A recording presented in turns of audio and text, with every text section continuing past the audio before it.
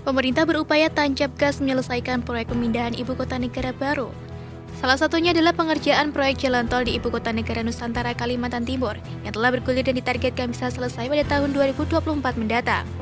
Menariknya, dari bentangan rencana pembangunan jalan tol IKN yang akan digarap ini, ada rencana pembangunan immerse tunnel atau terowongan bawah laut, dan berikut naratif akan mengulasnya. Ibu kota negara baru di Kalimantan Timur bakal memiliki infrastruktur berupa jalan tol di bawah laut atau immerse tunnel. Menteri PUPR Basuki Hadi Mulyono pun buka-bukaan soal rencana pembuatan tol bawah laut yang menghubungkan Balikpapan ke IKN itu. Sejauh ini Basuki bilang proyek tol yang akan menembus Teluk Balikpapan itu sedang didesain dan mulai uji kelayakan atau feasibility study. Rencana bangun jalan tol bawah laut.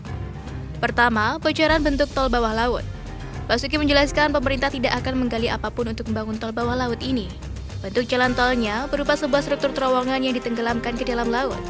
Kedua, mulai lelang di tahun 2023. Bicara progres, Basuki menargetkan proyek ini mulai bisa dilelang pada 2023 apabila uji kelayakan dan desain awalnya sudah selesai dibuat. Bila melihat rencananya, jalan tol yang akan pertama kali dibangun di dekat IKN akan menghubungkan Balikpapan lewat jembatan Pulau Balang. Dari catatan detik.com, tol bawah laut akan dibangun sepanjang 1 hingga 1,5 km.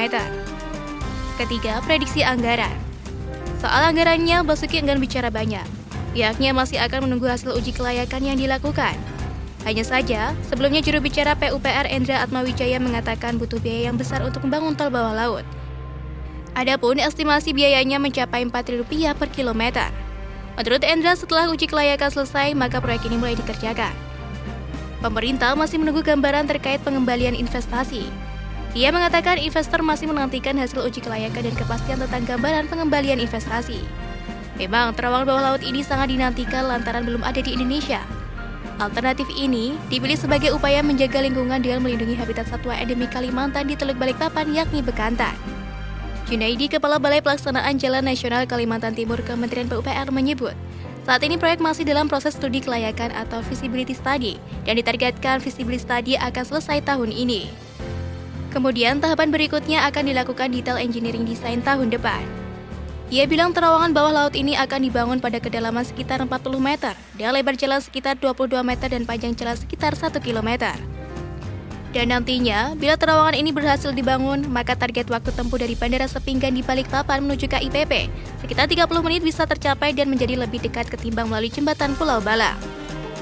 DED merupakan perencanaan detail seperti dokumen teknis bangunan, mulai dari gambar, spesifikasi, volume hingga biaya pekerjaan. Mengutip website informasi tender Kementerian PUPR lpse.pu.go.id, sudah ada tender pembangunan jalan bebas hambatan, yakni penyusunan DED jalan tol segmen SP Tempadung Immerse Tunnel atau terowongan bawah laut, dan Immerse Tunnel Inner Ring Road IKN. Jenis pengadaan ini untuk jasa konsultasi badan usaha konstruksi, dan nilai pagu ini mencapai Rp7,97 miliar. Proses tender yang sudah diikuti 16 peserta ini dilakukan sejak 5 Desember lalu hingga 30 Januari untuk penetapan pemenang. Untuk diketahui, tol Immerse Tunnel ini merupakan jaringan tol IKN yang terhubung dengan tol Balikpapan Samarinda, tepatnya menuju Simpang Tepadung melewati Karyango yang melewati laut. Dengan panjang terowongan diperkirakan 1 hingga 1,5 km. Sebelumnya, juru bicara Kementerian PUPR Endra S. Atmawijaya belum bisa menjelaskan nilai investasi untuk pembangunan tol ini.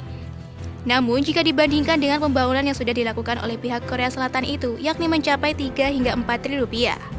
Sedangkan untuk pembangunan tol yang berada di daratan diperlukan ongkos pembangunan 100 hingga 150 miliar rupiah per kilometer, dan tol layang mencapai 300 hingga 400 miliar rupiah.